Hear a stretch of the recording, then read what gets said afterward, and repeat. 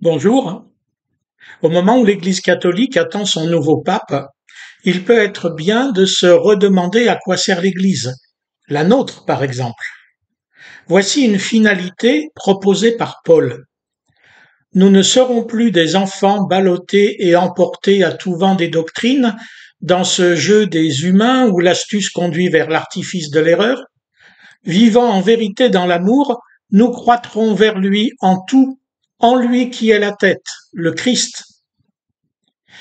Certes, on pourrait entendre là, dans la première phrase, le caractère très institutionnel, magistral, voire magistériel, que la réforme protestante a refusé.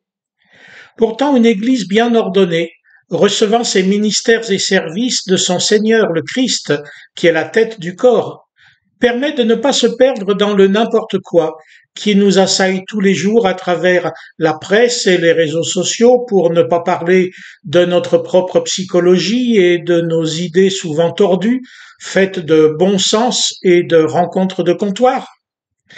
Car dès que nous nous éloignons de la Bible, des saintes écritures, pour définir sans elles ce qui est vérité, sens et direction, alors nous sommes prompts à écouter, croire et répéter des choses qui contredisent la vérité, qui nous entraînent sur des chemins où nous allons nous perdre corps et âme. Bien sûr, l'Église institutionnelle n'est pas à l'abri de ça, lorsqu'elle-même oublie la Bible ou bien s'en sert pour justifier des idéologies ou des pratiques extérieures à la foi. La Réforme l'avait rappelé en son temps. Mais l'Église est humaine, tout comme l'erreur, dit-on. Mais c'est l'Église, non seulement par ses synodes, mais d'abord par ses ministres, ses anciens, par les frères et les sœurs que je côtoie en paroisse, c'est l'Église comme communauté de foi qui peut nous remettre d'aplomb lorsque nos vies ou nos pensées sont tordues.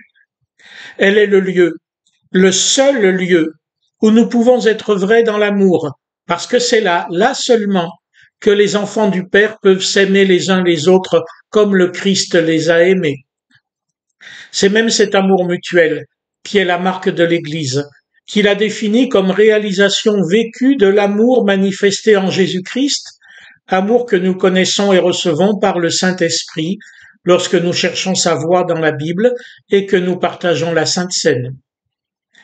Alors, nous dit notre épître, nous croîtrons vers lui en tout, en lui qui est la tête, le Christ.